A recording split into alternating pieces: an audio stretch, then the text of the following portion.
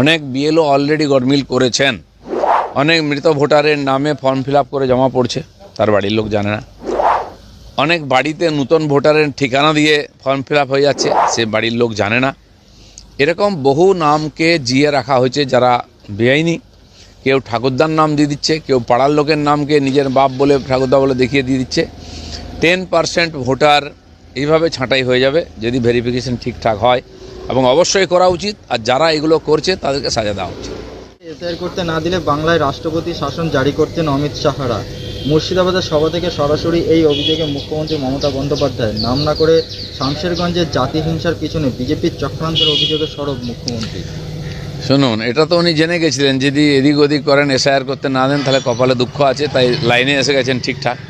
সব ব্যাপারে তাই উনি আগে অনেক বড় বড় কথা বলেন, তারপরে চুপচাপ লাইনে এসে যান। এসআইআরটা তার শেষ উদাহরণ। আমরা ডিমনিটেশন দেখেছি, 3 তালাক নিয়ে দেখেছি, যখন বিল হলো 370 ধারার বিলুপের বিরোধিতাও করেছিলেন, কিছু করতে পারেননি।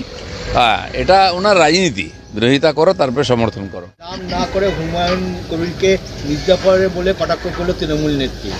টিএমসি পার্টিটার তো মির্জাফরদের পার্টি। উনি কোত্থেকে আকাশ থেকে পড়েছেন? কংগ্রেস করে নেতা হয়ে তারপর আলাদা পার্টি করেছেন। সেই রাস্তায় যদি বাকিরা চলে তারা মির্জাফর হয়ে গেল, উনি তাহলে কি? চিরতরে হুমায়ুন কবিরকে সাসপেন্ড করলো তৃণমূল। সাম্প্রদায়িকতার রাজনীতিতে বিশ্বাসী নই, আগেও 3 বার সতর্ক করা হয়েছে, মানেনি, বললেন ফিরাদ হাকিম। এর আগেও সাসপেন্ড করেছেন, তাতে কী হয়ে গেছে? আবার উনি এসছেন, আবার সমমহিমান কাজ করেছেন। এসব আইওয়াস, ওখানে মসজিদের নামে পোলারাইজেশন হোক, এটা টিএমসিও চায়। তো সবই সেটিংয়ের ব্যাপার আছে। মমতা ব্যানার্জি জগন্নাথ মন্দির তৈরি করলেন দীঘাতে, ওই যে একটা মসজিদ তৈরি করে কি অপরাধ হয়ে যাবে? সরকারই তো রাস্তা দেখিয়েছে। তো সেই জন্য এসব চলবে, ইলেকশন আসছে, আরও অনেক ড্রামা আসবে। ডিসেম্বর নতুন দল সাসপেনশনের পরে যে 24 ঘন্টার ঘোষণা হুমায়ুনের, নিশানায় দলনেত্রীও। কেউ কেউ বিজেপির টাকা খেয়ে তদারকি করছে, নাম না করে হুমায়ুনকে নিশানা তৃণমূল নেত্রী। না, যদি নতুন দল করতে পারে, করে দেখাক যে ওর নিজস্ব একটা ভিত আছে, ওনাদের খাবে পড়বে, ওনাদের চোখ দেখাবে, এটা তো বেশি দিন চলতে পারে না।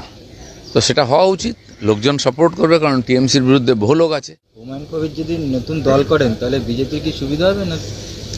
আমি জানি না দল হবে কি না, হলে কতটা প্রভাব পড়বে। আমাদের এলাকায় তো ওর কোনো বিশেষ প্রভাব পড়বে না। নাম না কোথায় করে হুমায়ুন কবিরের প্রস্তাবিত বাবরি মসজিদের জমি? বহরমপুরে মুখ্যমন্ত্রীর সভার দিনে শিলান্যাসের জমি দেখতে গেলেন ভরতপুরের তৃণমূলের বিধায়ক। 6 ডিসেম্বর জবাব দেবো, হুঙ্কার হুমায়ুন। এসব চলতেই থাকবে। এখন মিডিয়া গরম করা ব্যাপার আপনাদের জন্য খুব ইম্পর্টেন্ট আছে, সাধারণ মানুষও খুব একটা ভাবছে না, আর আমাদের জন্য খুব একটা চিন্তার বিষয়।